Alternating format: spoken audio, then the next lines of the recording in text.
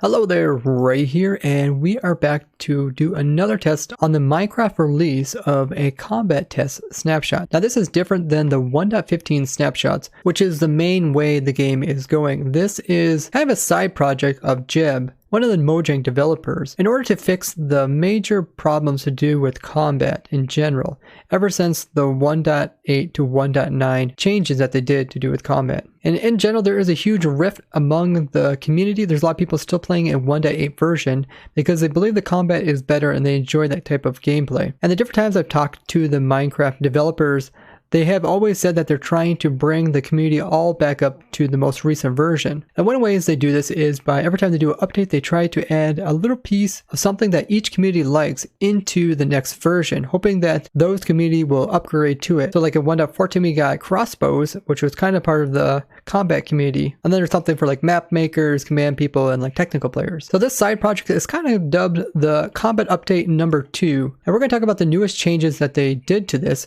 which affects not only people that do PvP, but also people that do technical Minecraft like myself when it comes to killing mobs and other mechanics which can be applied to automating the game while all being done in survival. So in this video, I'm going to talk about the new changes that they made to the combat, and eventually they're saying that these combat changes will be added into the full release of the game. So this isn't just some kind of fantasy world that you don't need to pay attention about. These are coming to the game, so if you have any opinions about these changes, be sure to go ahead and tell your opinions in the forums down below, which I'll have links for. Now, as you guys know, I'm not much of a PvPer, so I'm mostly going to go over all the changes in the game. So I'm going to go more into the changes that have to do with how these can be applied to Minecraft and automating survival. Now first off, they went ahead and gave us this lovely world to test stuff in.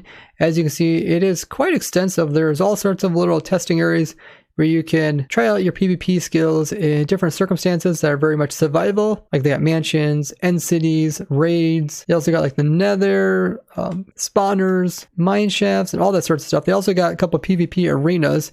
You can see them in the distance, so you can go against other players.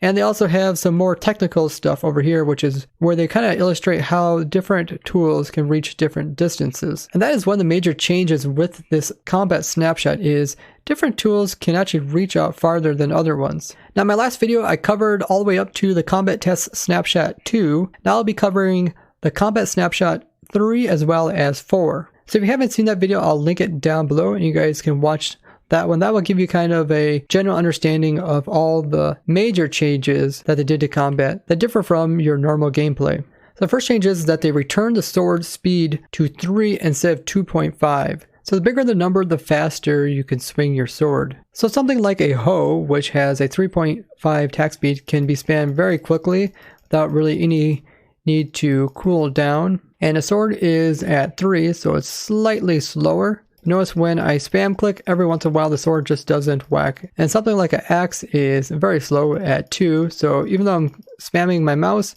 you notice that the axe isn't always being used. They also reintroduced the hold to attack. Now this is something I've been a big promoter of, and I was really excited when they added it into the first combat snapshot, but then they removed it in the second one, and I went onto the forums and had a good discussion about why they should reintroduce it, and they did went ahead and reintroduced it. The way the hold to attack is essentially is you just hold down your attack button, which is normally your left one, and your player will automatically attack at different intervals. So if I hold down my left one, you can see my guy is automatically attacking with his fist. And the reason why I wanted this into the game is so many people just spam click their mouse, not to necessarily do PvP, but a lot of people are doing like PvE where they're trying to kill mobs in their mob farm. And all that spam clicking is just really not good for your hands or your fingers. You may say, why don't you just get macros? Well, not everybody will use macros or people have access to macros. And there's really no reason why they couldn't introduce this into the game. So I'm really excited to see this into the game. And this can also be applied if you have tools in your hand. So if I switch to my sword, and I hold down my attack button, you can see my guy is just automatically attacking every so often. Now it's kind of a compromise. They went ahead and reduced the attack speed for this auto attacking to occur at 120%. Now what they're talking about there is normally a sword takes so long before it can be used again, and this is considered at 100% when you can reuse your sword. So if you're trying to be efficient, you would try to attack at 100% give me the fastest time to attack. So this automated system goes to 120%, which allows you to automate it, but is slightly slower than the ideal speed at which you could attack. I think this is a good compromise, as I really don't care what speed the player auto attacks at, as long as players don't have to spam click every time they want to swing their sword. But this change overall will really change the game of Minecraft, as you can automate so many more farms than you could in the past. Just think of going up to like your Enderman farm and leaving your player there AFK with his sword whacking and having mending, getting all those XPs when you come back. So this change alone really makes me love the combat update. And I'm really excited to go ahead and try to already start designing farms to implement this into the game. I'd love to hear what you guys think about this hold to attack or auto attacking.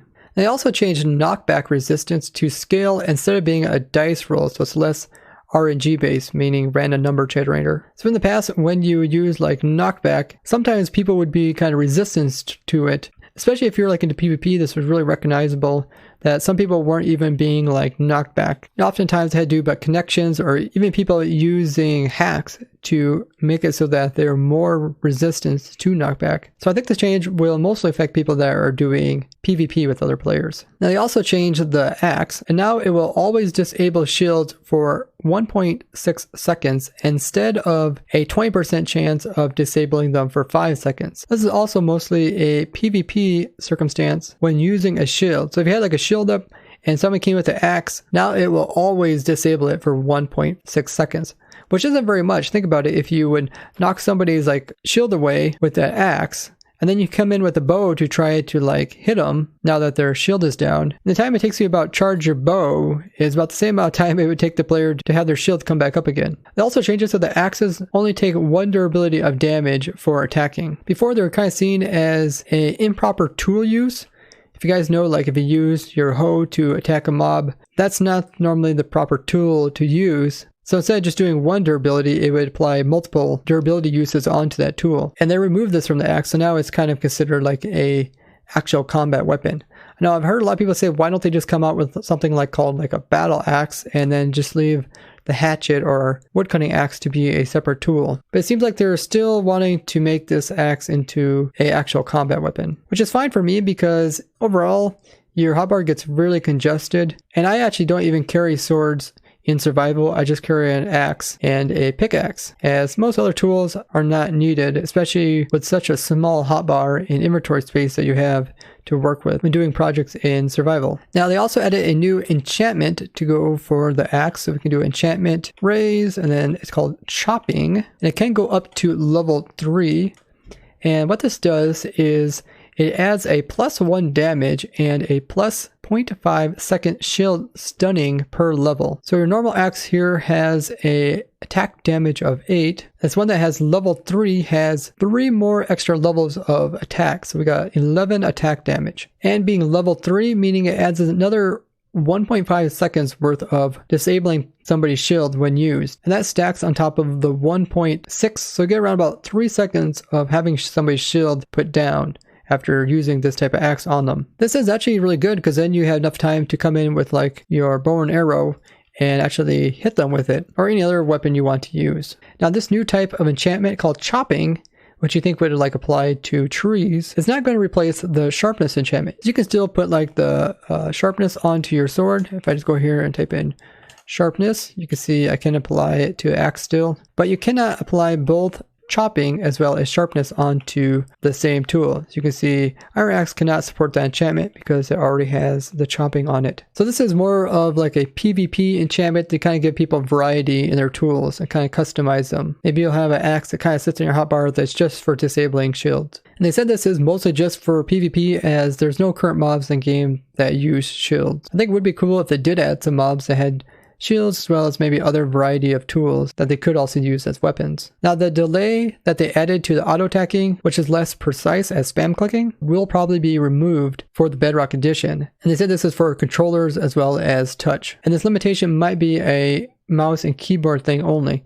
Now I don't really like this excuse because a lot of people play Java using controllers as well. That's not kind of like a Bedrock thing or a console thing. It's just more of a preference on how you like to play. I personally play with a controller sometimes when I do very relaxing things like mining in Minecraft, That don't really seem like a good excuse for them limiting the speed at which one edition can swing a sword. Yet if you play in something like Bedrock, then all of a sudden it's completely normal. Now they also made a change to projectiles, so they will no longer trigger an invulnerability timer. So if you guys don't know, in the game, when it comes to using different methods of damaging on entities, there is a cooldown period and when the next time a mob can actually take damage.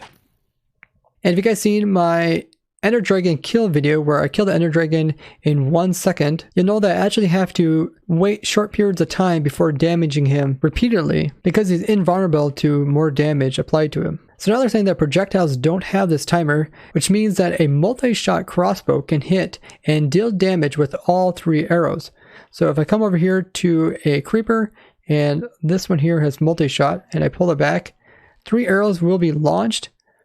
And before, even if all 3 arrows hit this entity, only one of them would actually do damage. So now all 3 of them will do damage, and look at that, we instantly killed it. Compared to if you would do 3 arrows all at once from a distance, you can see how the other 2 arrows missed, and one of them hit it, and it did not instantly kill the creeper. So very lethal weapon having multi-shot now, as all those arrows can immediately apply to the mob. Now they also did some changes to the shields, and there's different testing areas here to test different things. So we can summon in some skeletons. Essentially the change that they did to the shields is the area in which it protects the player. It used to be 180 degrees, but now they changed it to more of 100 degrees. So we lose about 40 degrees on each side. So I'm guessing if I turn this way, you will be able to hit me. It still looks like it's pretty powerful. Like he's unable to hit me. He's pretty much shooting straight on. I don't know, that seems pretty powerful. That seemed actually over 180 degrees. But maybe they were talking about the arc this direction. So let me see. So if I face straight downwards, he's unable to hit me. And if I face straight upwards, he's also unable to hit me. So I'm not exactly sure what they mean by that. It seems like it is way over 180 degrees of protection from a shield. Now they also added indicator. So this is like the attack indicator, which is when you have a sword, it kind of loads. You can see it just underneath of my cursor when I switch tools, how it's loading. They also added the same kind of indicator for shields. So you can turn it off or on. This will indicate when your shield is coming back up. So I went ahead and gave this zombie here an axe which has the chopping effect, and let's go into survival. I am in hard mode, and let's go ahead and see if this guy will actually go after us. There he goes. So I put in my shield, and you can see how the indication comes up where my shield gets knocked by. Very similar to like the Ender Pearls where it takes time to regenerate. And they also added an option to hide the shield when it's active. Now those are all the changes from the 3rd combat snapshot. Now we're getting to the changes with the 4th one, which is one that just came out. And this one is based off of the 1.15 Minecraft, but it's not still compatible with 1.15 versions. And what they said they did is they went back through all the suggestions, feedbacks, as well as comments, and they made small tweaks to hopefully make combat the best of like the 1.8 and the 1.9 versions. And they're really asking for people's inputs on how these changes feel, and if someone who likes to play like a 1.8 would actually enjoy playing with these new changes. So if you are someone that's into PvP, be sure to go ahead and check out these changes and give them some feedback. Now the first major change that they did is the little bar that takes time for stuff to load when you switch over to tools, and those little loading bars are pretty annoying. Like when switching to a sword, you'd have to wait for it to load before getting a powerful attack out of it. And those have now been removed. So now notice when I switch tools, they pretty much instantly come up into your view. They don't take time to like slowly rise. And now those timers only reset when you actually do an attack. If I go over into survival, when I actually do hit these guys, then the little loading comes up for it. I really like this change, as when you kind of switch around tools, it can be super annoying. Like when we were doing the sorting of the skeleton horses, we were actually putting our fishing rods over in our offhand because when tools are in offhand, they don't actually count down towards the cooling. That meant we didn't have to switch between using like a fishing rod and our axe. Of course, there's a lot of circumstances which that is very useful, especially people that are doing like PvP, you know, different type of tools. Obviously, you want to switch between them. Maybe you want to knock down their shield and then switch to a sword and come in with a bunch of attacks. And switching would make that bar come back up, which would really slow down the action from it. They also changed the critical attacks, which are like the jump attacks, will now automatically trigger at 100%. So let's say you're doing a whole bunch of super fast attacks what the game will do is no longer have you wait a certain period before applying the critical attack. Instead, whenever you actually just hit 100% time-wise, it will apply the critical attack automatically. So you don't have to like sit there and wait. Notice that at the end there, a critical attack was applied, even though I was spam clicking prior to that. They also did the same thing to knockback attacks, which are attacks that come in with a sprint. So if you're sprinting and hitting them, obviously iron golems have a knockback resistance. But now those attacks will also apply automatically without you having to kind of hold back and let it charge up. They also decrease the default attack reach by half a block. So this is how far you normally can reach when attacking stuff. And before it was out 3 meters, you can reach 3 meters to hit stuff if you're just using your unweaponed hand. But now they shrunk it down to 2.5 meters. That means if you want to do kind of like fist-to-fist combat, you have to be a little bit closer. Now, different tools in this version have different reach, and they actually added it onto the tool so you can hover on top of it. Something like a sword here can reach out 3, and here's a trident which can reach out 3.5. And by letting your tools also completely charge, you can reach out farther than if you would spam click. So a lot of different options when it comes to doing PvP or combat in general to kind of keep in mind when attacking. And one thing they had to do with the timer when it's full, which they call at 200%, you can now attack additional 1 meter reach. As before, it only gave you a 0.5 meter advantage over normal spam clicking. So it's definitely worth it if you want to try to get an edge on someone to let it kind of charge up and they come in with a full 200% attack. And the indicator on your screen kind of helps you show that. So when you point like at a mob, any type of entity, it'll automatically show up on your screen. It's kind of hard to see, but there's like a little sword just underneath of my crosshairs. And the sword is kind of lying sideways, and then there's a little plus sign underneath of it.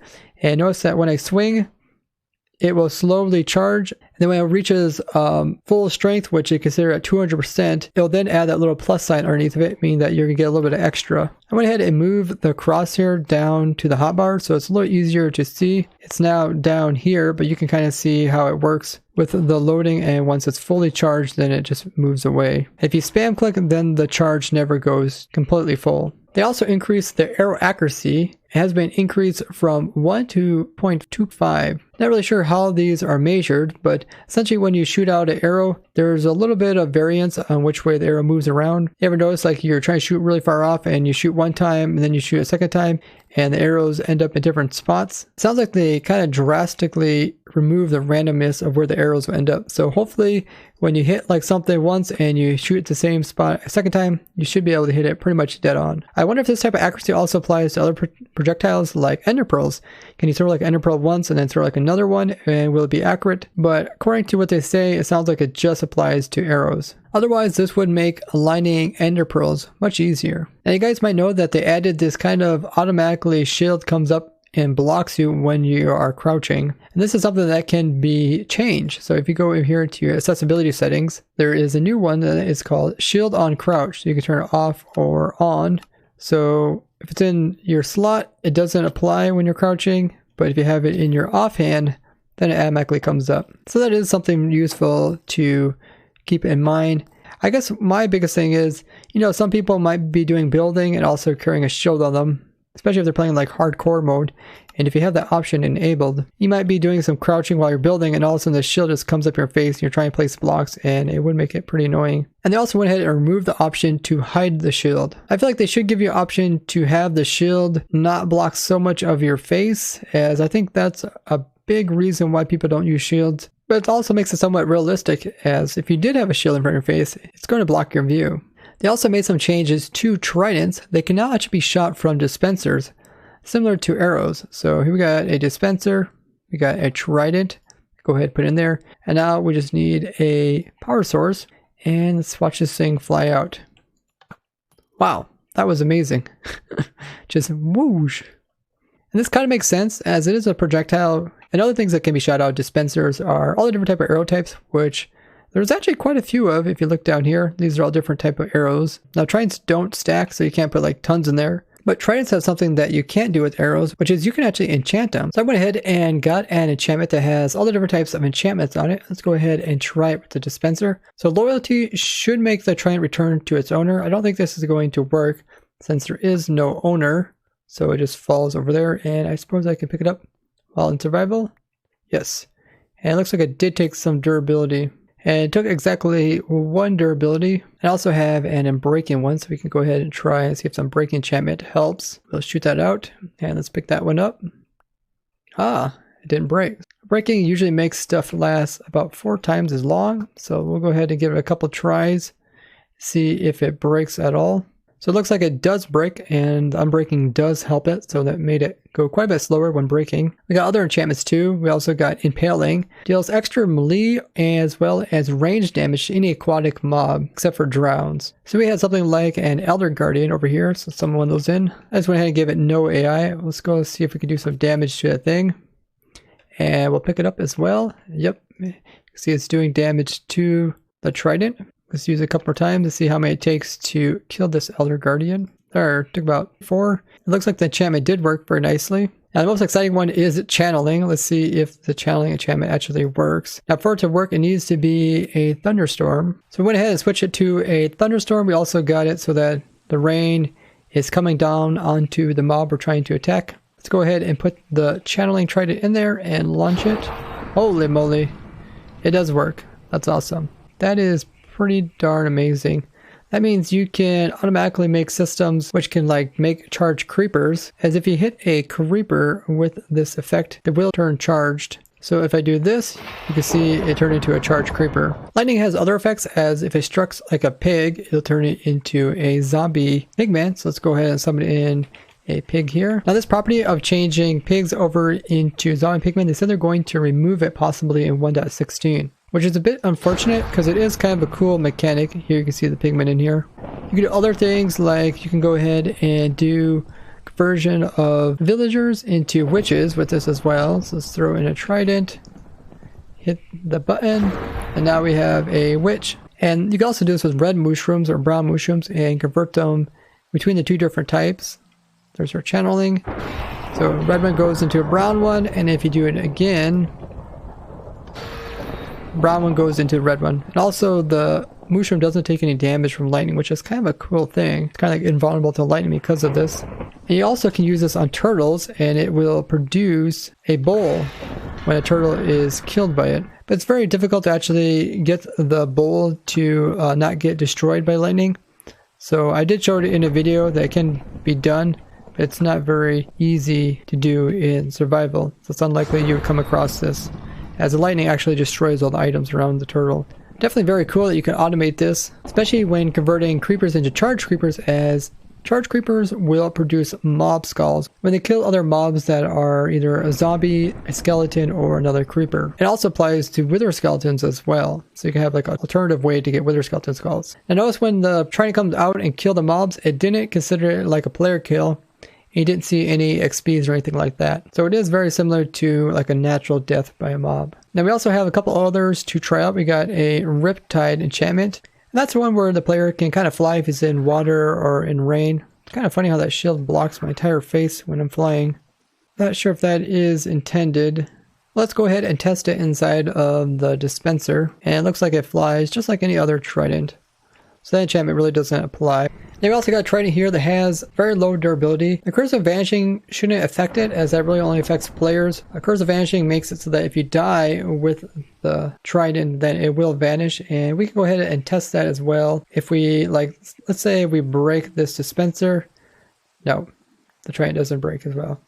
But I did want to test to see if the item will actually completely break. So it's very low durability. Let's go ahead and shoot it off a couple of times and see what happens at the very last time when it breaks. So now we're down to 1 durability, and then let's go ahead and shoot it, and it did go get launched at 1 durability. It seems like I can't pick it up anymore in survival, so I'm guessing it's turned into kind of like a Trident that drowns have, where they throw them out and you can't pick them up. And let's actually try to get the information off of this. So we'll do data, get entity, and I'm actually pointing at it, but it doesn't recognize it. So we're going to have to search for it. We want to be the type of a Trident, and limit equals 1. And there is only 1 Trident in this world, so it makes it pretty obvious what's going on here. The Trident did just despawn, but you can see here the statistics of it. A lot of these statistics look like something that come from actually a crossbow. Here's piercing level, shaking, shot from crossbow, which I don't think you can shoot Tridents from a crossbow. A pickup is 1B, so maybe that prevents us from actually picking it up. Here's the lifespan, so after this many ticks, the item actually despawns. And it says it's inside of a block, and it can actually tell you what block it's inside of it, which is a stone brick. There's also a sound effect, which is a sound effect of an entity arrow hit. You can see there's no information about who actually thrown it because it was thrown from a dispenser. It looks like it also lost its enchantment. I don't see anything on here talking about enchantment. And it looked like the trying to actually convert it over into kind of a completely different type of entity. And let's compare that with one that I would throw. So this is pretty much the exact same Trident. I made a duplicate of it, and we will check it now and see what it says. So this is the previous Trident, and this is a Trident that's thrown by the player. You see a lot more information. You can see it shows its name. It also shows what type of enchantments are on it. So it seems like the Trident doesn't actually break, but it becomes one of those Tridents very similar to like you see thrown by drowns that you can't pick up. Now there's this kind of weird thing. If a mob is far away from you and your player's trying to attack it, you can't actually reach it. He just kind of constantly swings. And as soon as he can attack it, then it slows down to normal speed. But the Trident reaches very far, so like Iron Golem's like way over there. If I get a little bit closer, I can actually hit him, which is kind of crazy. Now if you are kind of far away from the Iron Golem, obviously when your Trident's fully charged, it can reach a whole meter farther. So if you're in like a circumstance like this, notice how my guy's like whacking at them, and then he's like pausing, and that's because he has to let it charge before he can reach that far, which is kind of cool. They also changed a loyalty enchantment to actually allow the Trident to come back to you even if you throw it into the void, which I have seen some people do like in the end dimension. And usually loyalty only happens when you hit it like against a block, then it'll come back to the player. But let's go ahead and try it in the void, throw it into the void, and there it goes. Looks like it's kind of glitching, and hey, it finally made it back to here, but it was kind of moving around in there, kind of wonky like. That's very cool. So if you're attacking something like an end dimension, maybe some shulkers, and you accidentally throw it off the island, you can have the Trident come back to you.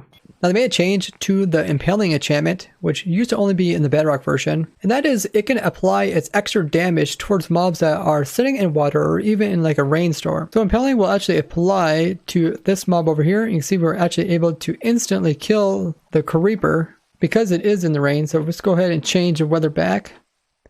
Now if we try to kill a creeper with it, you can see it doesn't kill it because it does less damage. This is very useful if there's like a rainstorm or if you have a bunch of like zombies or other mobs hopping in some water, you can kill them. The melee attack also applies this as well. They also changed snowballs and they made them stack to 64, which is pretty awesome. They're hardly ever used by players, but you could use them in some PvP circumstances to like knock mobs further away from you, but they don't do any damage. So if you have a whole bunch of snow golems, they'll help keep mobs away from you, but they won't kill them. Now they also gave snowballs a 4 game tick cooldown.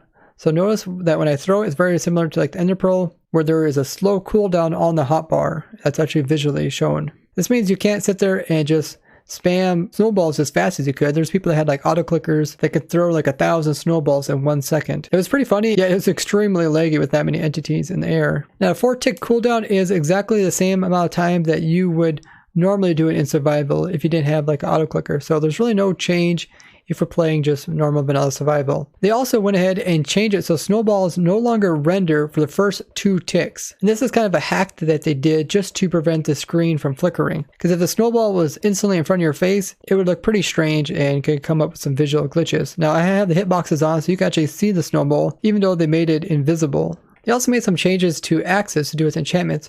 Now they have it so that any enchantment that can be applied to axe, you can also get from an enchanting table. So if you guys remember in the past, you could get stuff like efficiency on your axe, but if you wanted something like sharpness or smite, or even Banes of Arthropods, you couldn't get it from the enchanting table. But now you can see there is a sharpness enchantment right there, and it is applied to the axe. Where in the past you'd have to get your axe and put it into an anvil, and also have like a smite book with it or sharpness to give it those enchantments. Prior to this change, there was only one other way to actually get sharpness axes in survival, and that was through a little quirk that came to do with raids. And Earth Computer came across this during our video where we showed off some glitched out crossbows which you can obtain in survival at an extremely rare raid of 1 every 400,000. And during the raids, there's also a chance that some of the raiders would come in with axes that had sharpness on them. Otherwise, mobs never spawn with axe or with sharpness enchantments on them. So hopefully maybe in the future we'll start seeing mobs spawn with some axes as well as different types of enchantments on them. And guys, those are all the changes that they did with the combat snapshot. I'd love to hear your guys' opinions on this, and if you have any kind of interesting ideas on how we can use some of these mechanics, especially for the technical side of Minecraft, I'd love to hear it down in the comments. I'm personally really excited, especially about the auto attack, as it's something I've been really promoting for a long time, and for it to finally be actually introduced into the game is going to be such a monumental day. I'm also going to have a lot of fun designing farms which take advantage of this auto attacking, as well as the automatic dispensing of tridents. I hope you guys enjoyed this review of the newest changes, and make sure you guys go ahead and like the video as well as share it so more people understand about these new changes that are coming out to the game, so they'll have time to give feedback as well. If you guys would like to read the articles as well as give feedback, I'll put the links to the Reddit forums down in the description. I'd like to thank you guys for watching, and bye-bye.